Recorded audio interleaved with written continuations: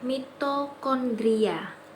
Di dalam pengertian umum, mitokondria merupakan suatu organel sel tunggal yang mempunyai fungsi sebagai tempat terjadinya fungsi respirasi pada manusia, hewan, dan tumbuhan.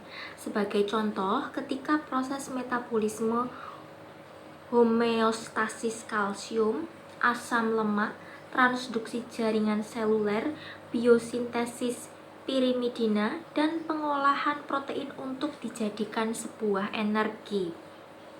Organel sel mitokondria itu juga diketahui berperan ya pada kematian suatu sel tertentu di dalam jaringan tubuh. Contohnya, ketika di dalam jaringan tubuh ada suatu proses sel yang abnormal atau berpenyakit, maka mitokondria itu akan menyeleksi organisme sel abnormal supaya tidak berkembang di dalam jaringan tubuh. Oleh karena itu, dengan adanya mitokondria di dalam tubuh makhluk hidup seperti manusia, hewan, tumbuhan, maka fungsi yang ada pada organ vital di dalam tubuh makhluk hidup itu bisa berfungsi dengan baik. Sebagai organel sel, mitokondria itu memiliki sebuah struktur-struktur yang terbagi menjadi 5 bagian, yakni membran bagian luar, membran bagian dalam, krista, kemudian ruang antar membran, dan matriks. Saya akan jelaskan satu persatu mulai dari membran bagian luar ya. Membran bagian luar ini tersusun dari fosfolipid bilayer, bersifat semi-permeable dan juga mengandung protein porin. Di lapisan ini itu dapat dilewati atau permeable dengan ion-ion ATP atau adenosina trifosfat, kemudian ADP adenosina difosfat, dan juga molekul-molekul nutrisi.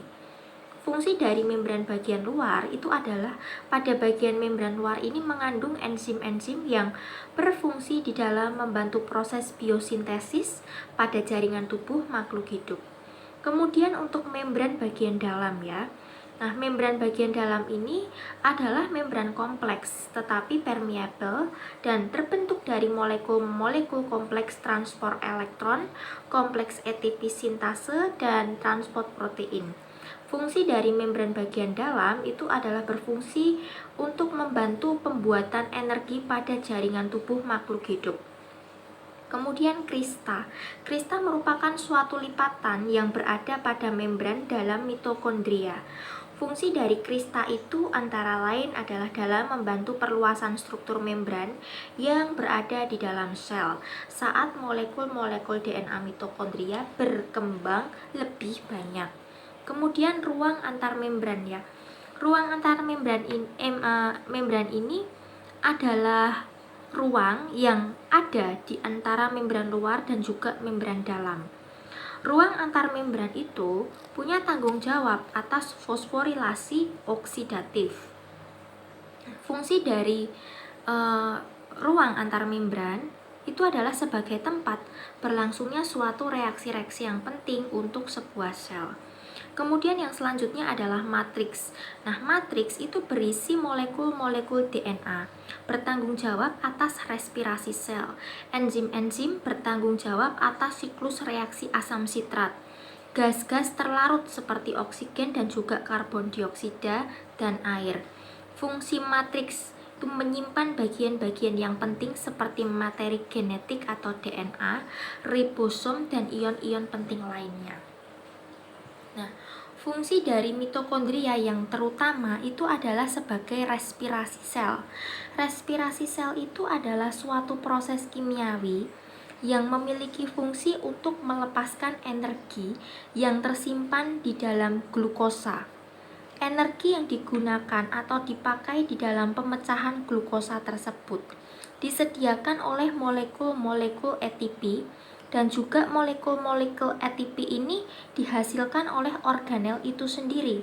Seluruh proses respirasi aerob sel itu terdiri dari 3 langkah, yakni glikolisis, siklus Krebs atau siklus asam sitrat, dan juga rantai transport elektron. Saya akan jelaskan satu persatu ya, mulai dari glikolisis terlebih dahulu. Nah, glikolisis sendiri itu memiliki arti yakni pemecahan glukosa. Glikolisis adalah tahap pertama atau tahap awal dari respirasi sel. Glukosa itu mempunyai 6 atom karbon. Enzim-enzim yang ada pada sitosol berfungsi mengoksidasi molekul glukosa jadi 2 molekul yang masing-masing mempunyai 3 atom karbon.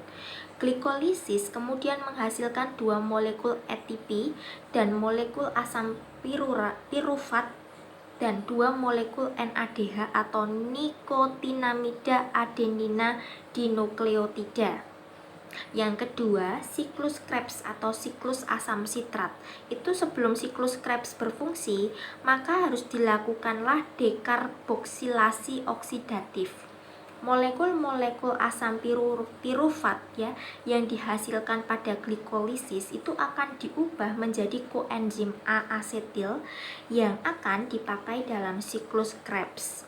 Siklus Krebs itu kemudian akan mengoksidasi asetil CoA menjadi karbon dioksida, dan dari proses ini juga menghasilkan 3 molekul NADH dan 1 molekul FADH2. Kemudian yang ketiga adalah rantai transport elektron. Rantai transport elektron itu terdiri dari serangkaian yang membawa elektron hasil dari membran mitokondria dari siklus Krebs, yakni NADH dan FADH2. Molekul-molekul ATP dihasilkan dari reaksi redoks NADH dan FADH2. Sel eukariotik itu menghasilkan ada sekitar 36 ATP setelah melakukan respirasi sel. Fungsi-fungsi lain dari mitokondria itu adalah sebagai pensinyalan sel untuk neuron-neuron, mengelola apoptosis, mengendalikan siklus sel, mengawasi diferensiasi, pertumbuhan, dan juga perkembangan sel.